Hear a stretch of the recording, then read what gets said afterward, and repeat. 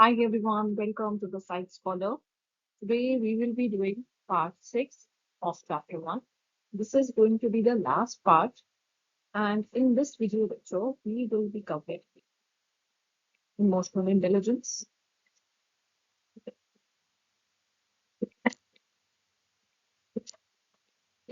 aptitude, and creativity. Emotional intelligence. अब emotional intelligence का क्या मतलब होता है? Emotional intelligence simply means the ability to monitor one's own and others emotion. आप अपने इमोशंस और दूसरों के इमोशन को मॉनिटर कर पा रहे हो, आप समझ पा रहे हो कि आप कैसा फील कर रहे हो और बाकी के लोग कैसा फील कर रहे हैं. टू डिस्क्रिमिनेट अमंग देम, आप अपने इमोशंस में डिस्क्रिमिनेट कर पा रहे हो कि आपको एग्जैक्टली कैसा फील हो रहा है. क्या आप हैप्पी फील कर रहे हो या आप जेलस फील कर रहे हो. Basically your ability to discriminate between different emotions and to use the information to guide one's thinking and action. अब ये जो इंफॉर्मेशन आपको मिलती है, आप इस इंफॉर्मेशन को यूज करते हो चीज़ों को सोचने के लिए और उन पे एक्शन लेने के लिए. फॉर एग्जाम्पल, अगर आप देखते हो कि आज आपके पेरेंट्स का मूड ठीक नहीं है, तो अगर उनका मूड ठीक नहीं है तो आज आप किसी चीज़ के लिए परमिशन नहीं लोगे. लेट से आपको ट्रिप के लिए परमिशन लेनी है तो आप ट्रिप के लिए परमिशन नहीं लोगे. लेकिन अगर आप देखते हो कि हाँ, आज आपके मम्मी पापा का मूड बहुत अच्छा है, in that case you will go and you will ask their permission. तो आप इंफॉर्मेशन को यूज करते हो to guide your own thinking and action. Now, this concept was first given by Salve and Mayer, but later on it was expanded by Goleman. Mayer Salovey ने concept दिया है emotional intelligence का और Goleman ने इसको आगे expand करा है. According to Goleman there are 5 components of emotional intelligence. First is self-awareness.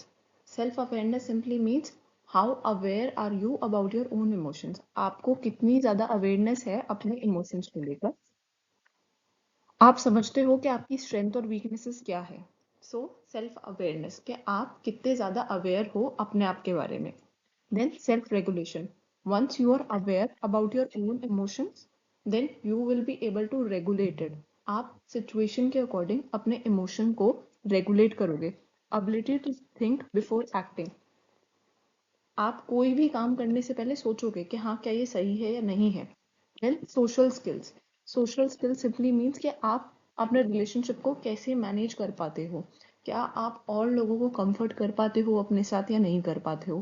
क्या आप और लोगों की बातों को समझ पाते हो, उनसे रैपो फॉर्म कर पाते हो, उनको एक सिक्योर एनवायरनमेंट दे पाते हो.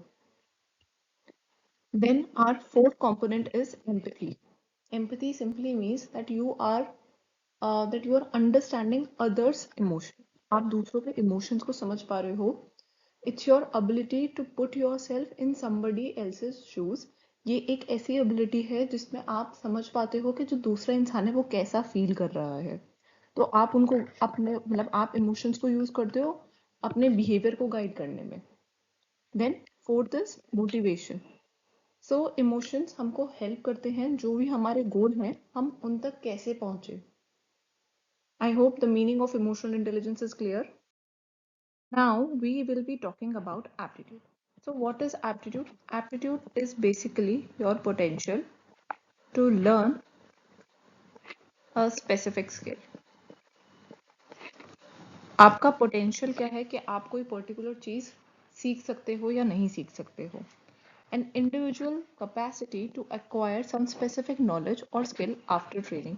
एक ट्रेनिंग के बाद क्या आप वो पर्टिकुलर स्किल एक्वायर कर पाते हो या नहीं कर पाते हो. अगर कर पाते हो it means that you have a aptitude for that particular skill. So ये बात हमने पहले भी करी हुई है कि अगर कोई इंसान सक्सेसफुल होना चाहता है, if anybody wants to be successful in their career, in that case a person must have aptitude plus interest. Aptitude plus interest to be successful in life or in career.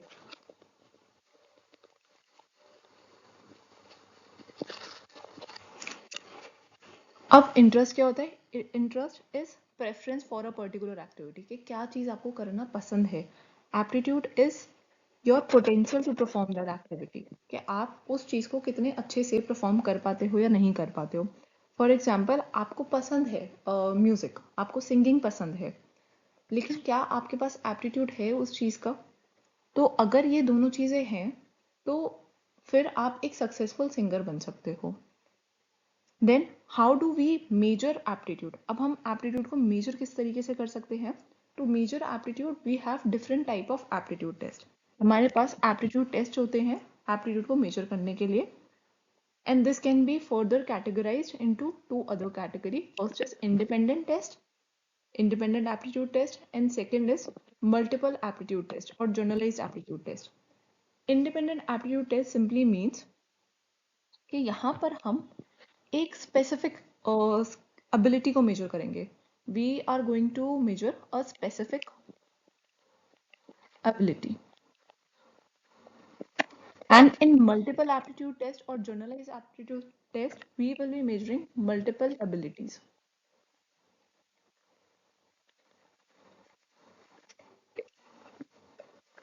So clerical aptitude, clerical aptitude का मतलब क्या है?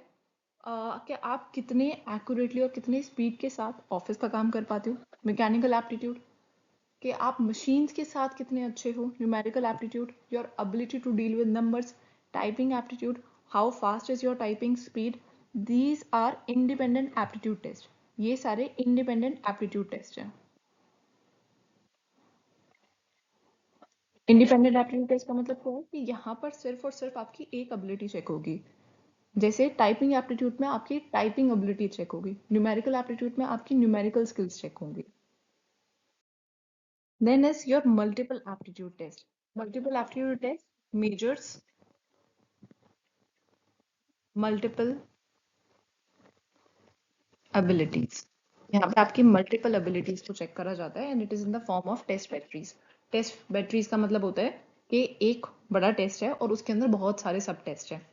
So example of multiple aptitude test is differential aptitude test DAT and general aptitude test battery GABT। ये काफी famous aptitude test batteries हैं। DAT, ये जो हमारा फर्स्ट वाला इधर differential aptitude test, can be further divided into 8 independent sub test. इसके अंदर 8 इंडिपेंडेंट सब टेस्ट और आते हैं। First is verbal reasoning. It simply means कि आप वर्ड्स को कितने अच्छे से यूज कर पाते हो, your ability to use words effectively. Numerical reasoning, कि आप नंबर्स को कितने अच्छे से यूज कर पाते हो। अगर कोई बच्चा मैथ्स प्रॉब्लम बहुत अच्छे से कर पाता है, इसका मतलब उसकी न्यूमेरिकल रीजनिंग अच्छी है। एब्स्ट्रैक्ट रीजनिंग, मतलब आप पैटर्न और रिलेशनशिप आइडेंटिफाई कर पाते हो चीजों के बीच में या नहीं कर पाते हो। क्लरिकल स्पीड एंड एक्यूरेसी, कि आप ऑफिस वर्क या जो आपके सामने इंफॉर्मेशन है, आप उस चीज को कितने जल्दी से प्रोसेस कर पाते हो। Information processing, how fast are you able to process the information. Mechanical reasoning simply means कि आप मैकेनिकल चीजें या जैसे मशीन्स से रिलेटेड चीजें हैं उनको समझ पाते हो या नहीं समझ पाते हो। Space relation, your ability to visualise objects in 3D। जैसे स्पेशल रीजनिंग होती है आपकी, यहाँ पे आप विजुअलाइज कर पाते हो अपने स्पेस के बारे में। स्पेलिंग्स, कि आप जो वर्ड्स हैं उसकी करेक्ट स्पेलिंग बता पाते हो नहीं बता पाते हो। देन इज लैंग्वेज यूसेज, कि आप जो लैंग्वेज यूज करते हो, are you able to make correct sentences और नॉट। तो यहाँ पे आपकी ग्रामर चेक होती है। So I hope till here it is clear. And JM Oza has developed Indian adaptation of DAT. Very important. आपको क्वेश्चन आ सकता है, who has given the Indian adaptation of DAT? JM Oza. I hope till here it is clear. Now let's understand what is creativity. अब creativity क्या होती है? Creativity is basically your ability to produce ideas which are new and useful. ऐसे idea जो कि novel है, novel means new, plus वो useful है। क्रिएटिविटी का मतलब ये नहीं होता कि आपने बस कुछ न्यू क्रिएट कर दिया, but at the same time it should be useful. कोई ऐसी चीज जो यूजफुल हो। सो यहाँ पे दो मेन कंपोनेंट है। ओरिजिनलिटी, मतलब जो भी चीज आपने क्रिएट करी है, कोई आइडिया है, कोई ऑब्जेक्ट है या कुछ भी है, then it should be new. It should not be simply an extension of something. मतलब एक already existing idea को अगर आप extend कर रहे हो, then it's not creativity. Creativity का मतलब है कि वो चीज़ original होनी चाहिए, वो चीज़ new होनी चाहिए और वो चीज़ unique होनी चाहिए. देन फंक्शनैलिटी, आप सिर्फ और सिर्फ न्यू बना के बात नहीं बनेगी. फंक्शनैलिटी, ये उस आइडिया का एक्चुअल कुछ वर्क होना चाहिए, उसकी कुछ यूजफुलनेस होनी चाहिए. Now how is our creativity determined, हमारी क्रिएटिविटी किन चीज़ों से इम्पैक्ट होती है. Creativity is also impacted by our heredity and by our environment. आपने अभी तक जितने भी साइकोलॉजिकल एट्रीब्यूट्स पढ़े हैं, हमारे सारे साइकोलॉजिकल एट्रीब्यूट्स हेरिडिटी और एनवायरनमेंट दोनों का ही प्रोडक्ट होते हैं. सो अगर कोई बच्चा बहुत ज़्यादा क्रिएटिव है लेकिन उसको एनवायरनमेंट अच्छा नहीं मिल रहा, उसको एक सपोर्टिव नर्चरिंग एनवायरनमेंट नहीं मिल रहा, तो उस केस में बच्चा क्रिएटिविटी नहीं दिखा पाएगा. So both are important, heredity as well as our environment. Now, let's try to understand the relationship between creativity and intelligence. So, the relationship between creativity and intelligence is positive. यहाँ पे आपको positive correlation देखने को मिलती है. A certain level of intelligence is required to be creative. अगर आपको कोई भी creative task दिखाना है, अगर आपको कोई भी creative work करना है, तो आपके पास certain level मतलब minimum intelligence होना ज़रूरी है. क्यों? देखो, अगर आप कोई भी creative act कर रहे हो, तो एटलीस्ट आप चीज़ों के बारे में समझ सको, कॉम्प्रीहेंड कर सको, उसको रिटेन अपने दिमाग में रख सको, रिटेन कर सको, और जब ज़रूरत हो तो आप उसे रिट्रीव भी कर सको, रिकॉल भी कर सको. तो मिनिमम इंटेलिजेंस और a certain level of intelligence is required. जैसे यहाँ पर आपको दिख रहा है, यहाँ पे इंटेलिजेंस और क्रिएटिविटी के बीच में एक पॉजिटिव रिलेशनशिप है. तो यहाँ पर आप लगाओ कि यहाँ पर हमारी सर्टेन लेवल ऑफ इंटेलिजेंस हमको रिक्वायर्ड है इस पॉइंट पर. बट जब हम इस सर्टेन लेवल ऑफ इंटेलिजेंस को एक्वायर कर लेते हैं, उसके बाद इंटेलिजेंस और क्रिएटिविटी के बीच में अच्छी कोरिलेशन नहीं है. सो ये वाला पॉइंट देखो आप, a certain level of intelligence is required for all creativity, but beyond that intelligence does not correlate well with creativity.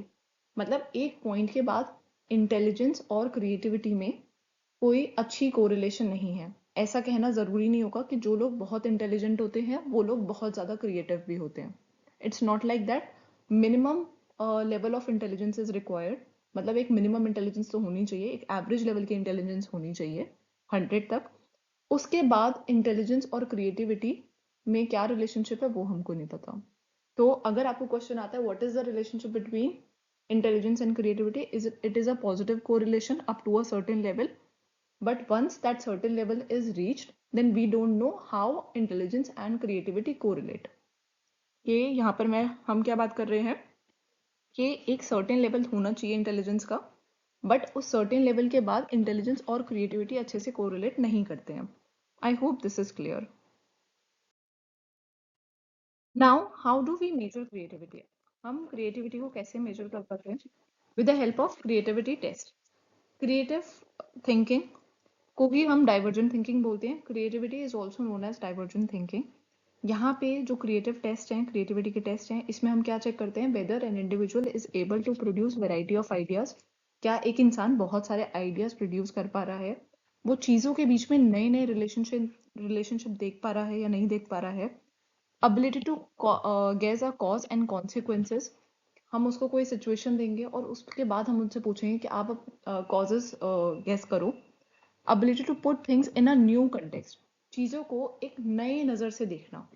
तो ये सब चीज़ें हमारे क्रिएटिविटी के टेस्ट मेजर करते हैं.